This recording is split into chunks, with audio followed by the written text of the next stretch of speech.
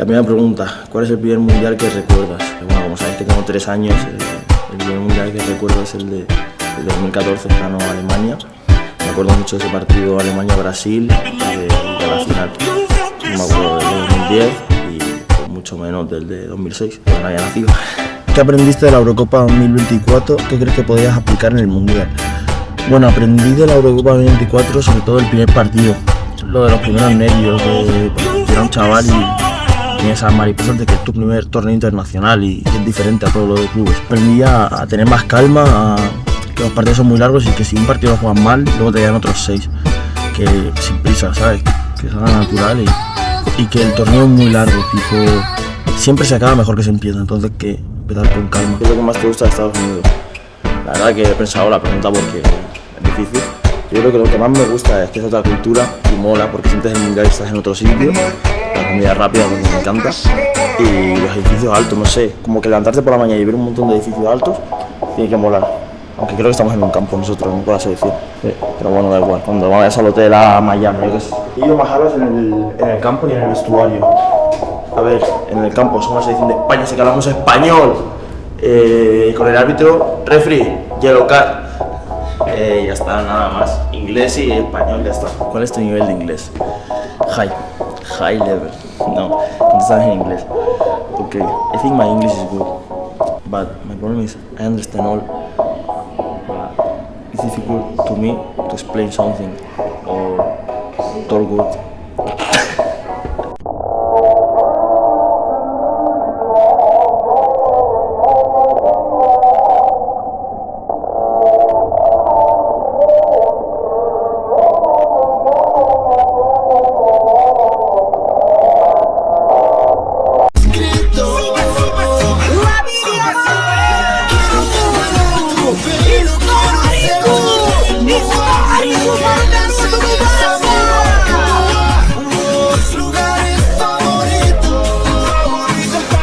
আপনি কি কখনো ভেবে দেখেছেন একটা সাধারণ স্পাইম মোটা বার কিভাবে কয়েকশো মিটার লম্বা দানবীয় চেনে পরিণত হয়? সেই চেন শুধু যন্ত্রের ব্যবহার করতে নয়, এইগুলো আধুনিক বিশ্বের সবচেয়ে বড় কার্গো জাহাজে ধরে রাখে। এগুলো নিউ ইয়র্কের জীবন নিরাপদ রাখতে সাহায্য করে সমুদ্রের বুকে। তাহলে শুরু করি শক্তিশালী স্টিলের মোটা বার দিয়ে। এগুলো সাধারণত লোহার টুকরো নয়, উচ্চমানের বিশেষ স্টিল যা প্রচণ্ড তাপ, সমুদ্রের লবণাক্ত পানি এবং বছরের পর বছর ব্যবহার করে থাকে। বিশাল ব্রিজ ক্রেন এই বারগুলোকে তুলে নিয়ে যায় উৎপাদকের প্রথম ধাপে। প্রথমে কাজ হলো কাটিং। অটোমেটিক ব্লেন্ডার জোরের সাহায্যে প্রতিটি বার নির্দিষ্ট দৈর্ঘ্যে কেটে নেওয়া হয়। প্রতিটি কাটা টুকরোকে বলা হয় ইনগট, যার ওজন 100 কেজিরও বেশি। এই 100টি ইনগট দিয়ে তৈরি হয় 100টি অঙ্কর চেইন লিঙ্ক। এরপর ইনগটগুলোকে পাঠানো হয় ইনস্টেশন প্রেসে। এখানে আগুন নয়, ইলেকট্রিক ম্যাগনেটিক শক্তির মাধ্যমে তৈরি হয় প্রচণ্ড তাপ। কয়েক সেকেন্ডের মাধ্যমে তাপমাত্রা পৌঁছে প্রায় 16,000 ডিগ্রি ফারেনহাইটে তাপগুলোকে লাল আগুনের মতো জ্বালানো শুরু করে। ফারেনহাইট থেকে বের হওয়ার পর শুরু হয় আগুন রূপান্তর। বিশাল হাইড্রিক প্রসেস ধাপকে ধীরে ধীরে বাঁকিয়ে লিঙ্কের আকার নেয়। এরপর দক্ষ অপারেটর গরম লিঙ্কের দেন। শত শত টনের তাপ দুই প্রান্তে একত্রে বন্ধ করে দেয় এবং তৈরি হয় একটি প্রাণবন্ত লিঙ্ক। কিন্তু এখানে শেষ নয়, কারণ সমুদ্রে অতল দেশে হাজার হাজার টনের তাপ সহ্য করার জন্য প্রতিটি জোড় পরীক্ষা করা হয়, পরিমাপ করা হয় এবং বিশেষ ওয়েল্ডিং প্রযুক্তির মাধ্যমে স্থানীয়ভাবে কেন্দ্রীভূত করা হয়। এই ধাপে সামান্য ভুল হলেও ভবিষ্যতে বিশাল দুর্ঘটনার কারণ হতে পারে। এরপরে আছে স্টাউ তৈরির ধাপ। প্রতিটি লিঙ্কের মাঝখানে থাকা এই অংশটিকে চেইনকে মোচড় খাওয়া ও বেঁকে বেঁকে যাওয়া এবং অতিরিক্ত চাপের কারণে বিকৃত হওয়া থেকে রক্ষা করে। গরম স্টিলে বিশাল প্রসেসরের মাধ্যমে অতিরিক্ত আকার দেওয়া হয় এবং ঘন্টার পর ঘন্টা উৎপাদন চলতে থাকে। চেনের পাশাপাশি তৈরি হয় স্কিল, যা যা অস্কার এবং চেনের মাধ্যমে প্রধান সংযোগ হিসাবে কাজ করে। তাই এটিকে লিঙ্কনের চেয়েও বেশি শক্তিশালী হতে বিশাল স্কেল ব্লকের কয়েক হাজার হাজার টনের প্রসেসরের মাধ্যমে আকার দেওয়া হয়। তারপর দীর্ঘ হিট ট্রিটমেন্টের মাধ্যমে এর শক্তি আরও বাড়ানো হয়। সব অংশ তৈরি হওয়ার পর শুরু হয় চূড়ান্ত পরীক্ষা। হাজার হাজার টনের টেনশন প্রয়োগ করে দেখা হয় কোনো লিঙ্ক বা শিকল বিকৃত হয় কিনা। এমনকি মানুষের চোখে দেখা যায় না এমন সূক্ষ্ম ফাটল চোখে বের করা যায় ও বিশেষ প্রযুক্তি ব্যবহার করা হয়। পরীক্ষা ফাটল হওয়ার পর পুরোপুরি ট্রেনকে বিশাল এক মেশিনের সাহায্যে তাকে অক্ষত রাখা হয়, আবার গরম তাপের মধ্যে তাকে দেওয়া হয়। গরমটির তাপমাত্রা প্রায় 16,000 ডিগ্রিও হতে পারে। এরপরে বাড়ালো একটা অস্ত্র দিয়ে ওটার মধ্যে আঘাত করা হয়। আঘাত করে সুতো এবং তার জাতের করা হয়। জাতের করে ওটা তখন দাঁতগুলো লাল আগুনের মতো জ্বলানো শুরু করে। ফার্নেস থেকে বের হওয়ার পর শুরু হয় আসল রূপান্তর। বিশাল এক মেশিনের মাধ্যমে তাকে হাইড্রোলিক প্রসেস ধাপগুলোকে ধীরে ধীরে চাপ দেওয়া হয় যাতে ওই চাপের কারণে সম্পূর্ণ অক্ষত থাকে।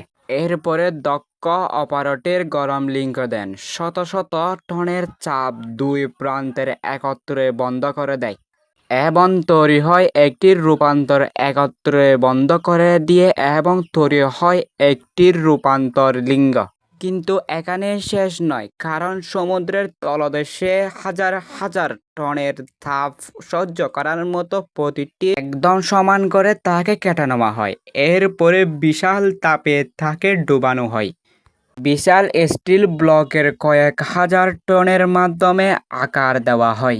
তারপর দীর্ঘ হিট ট্রিটমেন্টের মাধ্যমে একটি শক্তি আরও বাড়ানো হয়। সব অংশ তৈরি হওয়ার পর শুরু হয় চূড়ান্ত পরীক্ষা। হাজার হাজার টনের টেনশন প্রয়োগ করে দেখা হয় কোনো লিঙ্গ ও শিকল বিকৃত হয় কিনা, এমনকি মানুষের চোখও দেখা যায় কিনা, এমনকি স্কেলের ফাটল খুঁজে বের করার জন্য ও বিশেষ প্রযুক্তি ব্যবহার করা হয়। পরীক্ষার সফল হওয়ার পর ট্রেনকে বিশেষ প্রতিরক্ষামূলক কোটিং দিয়ে ঢেকে দেওয়া হয়। এই বস্তু সমুদ্রের নোনা পানি, আর্দ্রতা এবং ক্ষত থেকে বছরের পর বছরকে সুরক্ষা দেয়। অবশেষে প্রতিটি সেকশনে সিরিয়াল নম্বর বসানো হয় এবং বিশাল কার্গো শিপে পাঠানো হয়। এই কার্গো শিপে এই বিশাল শিকলকে সমুদ্রে যাওয়ার জন্য তারা ব্যবহার করবে। উত্তাল সমুদ্রের মাঝে বড় বড় ঝড় সমুদ্রের স্রোতের পানির লড়াই করবে। এই বিশাল কার্গো শিপের ডেকে উত্তোলন সমুদ্রের সামনে বড় স্রোতের বিরুদ্ধে লড়াই করবে। এই সেশন শত শত টন ওজনের নোঙর থাকবে এবং কোটি কোটি টলার পণ্য নিরাপদ রাখবে। ভাবুন তো, এমন একটি সাধারণ স্কেল বার থেকে তৈরি হয় স্কিলগুলো আধুনিক বিশ্বের বাণিজ্য, নিরাপত্তা এবং সমুদ্রের যাত্রার জন্য তাপমাত্রা ভিত্তিক। শেষে তখন সমুদ্রের গভীর নোঙর ফেলে জাহাজ থেমে যায়। তখনই শুরু হয় এগুলো দানবীয় কাজ। ভিডিওটা কেমন লেগেছে? ভালো লাগলে অবশ্যই লাইক, কমেন্ট, সাবস্ক্রাইব করতে ভুলবেন না। নতুন ভিডিওতে আরেকটি স্বাগতম। আল্লাহ।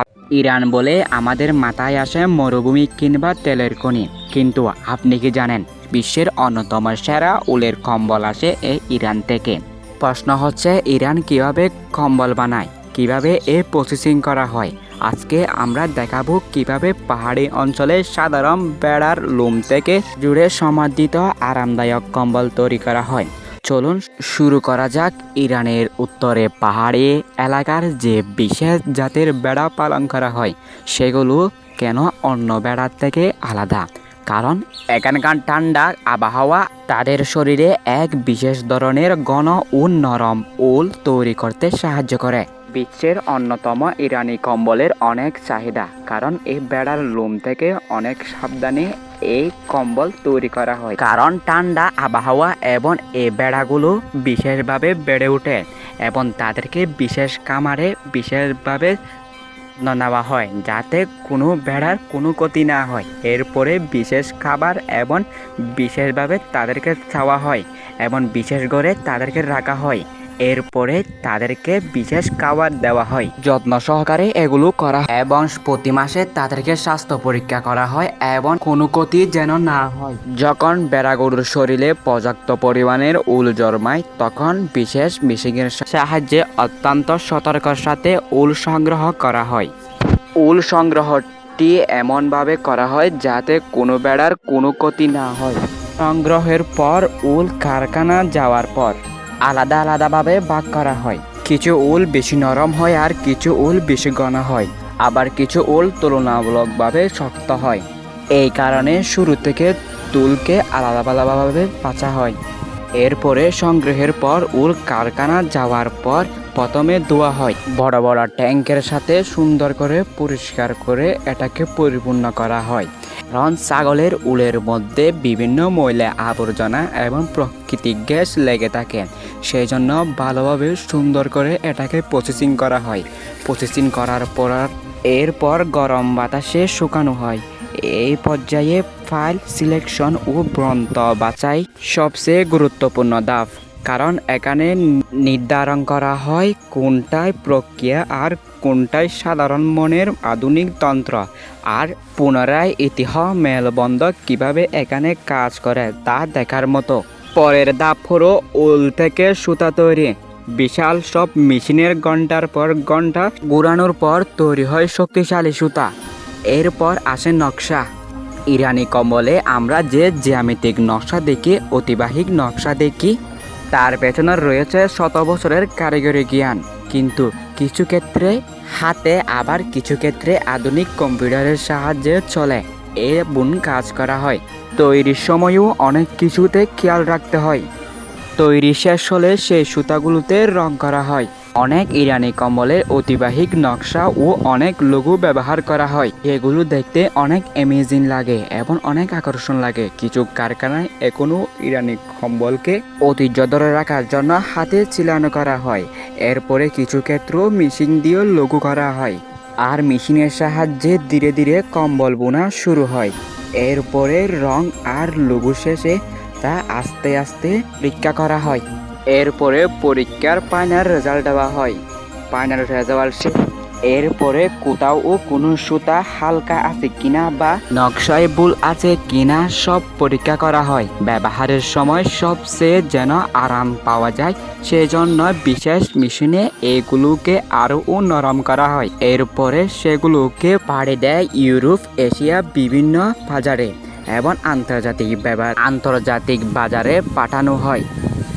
ইরানি কম্বল শিল্প বিভিন্ন একটি ব্যবসা নয়, কিন্তু তাদের ঐতিহ্য আন্তর্জাতিক জায়গা ধরে রেখেছে, ব্যবসায় ও বিভিন্ন বিকরণ ধরে রেখেছে। বিশ্বের সব মানুষে ইরানি কম্বলকে তুলনামূলক বেশি পছন্দ করে, কারণ এই কম্বল নরম এবং আরামদায়ক হয় এবং আন্তর্জাতিক নিউজেও বেশিভাবে তাদের নিউজ প্রকাশ করা হয়। এই কম্বল বিক্রি করে ইরান মাসে মিলিয়ন টাকা আয় করে থাকে। ইরান ভেড়া পালন এবং খেজুর গাছের জন্য বিশেষভাবে পরিচিত। ইরান কম্বল দিয়ে পুরো এক মাসে মিলিয়ন টাকা ইনকাম করে। ভিডিওটা ভালো লাগলে লাইক, কমেন্ট, শেয়ার করবেন।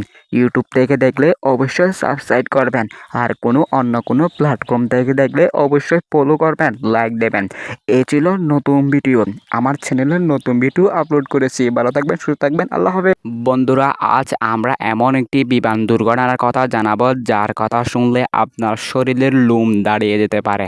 এটি ছিল এমন দুর্ঘটনা যেখানে আকাশের চূড়ান্ত একটি বিশাল যাত্রীবাহী বিমানের 2টি ইঞ্জিন হঠাৎ করে বন্ধ হয়ে গিয়েছিল।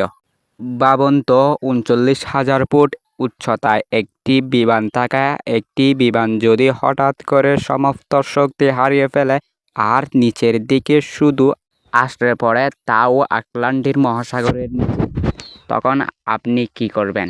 তখন সেই বিমানের থাকা 306 জন মানুষের জীবন ঝুলেছিল কয়েক মুহূর্তের উপর। একটি ছোট ভুল তাদের সবার জন্য মৃত্যুর কারণ হতে পারত। কিন্তু সেদিন পাইলট এমন অসাধারণ দক্ষতা, বুদ্ধিমত্তা, উৎসাহ দেখিয়েছিল, সে ইঞ্জিন ছাড়া তিনি বিমানকে নিরাপদে রানওয়েতে নামিয়ে আনতে সক্ষম হয়। এই গল্প শুরু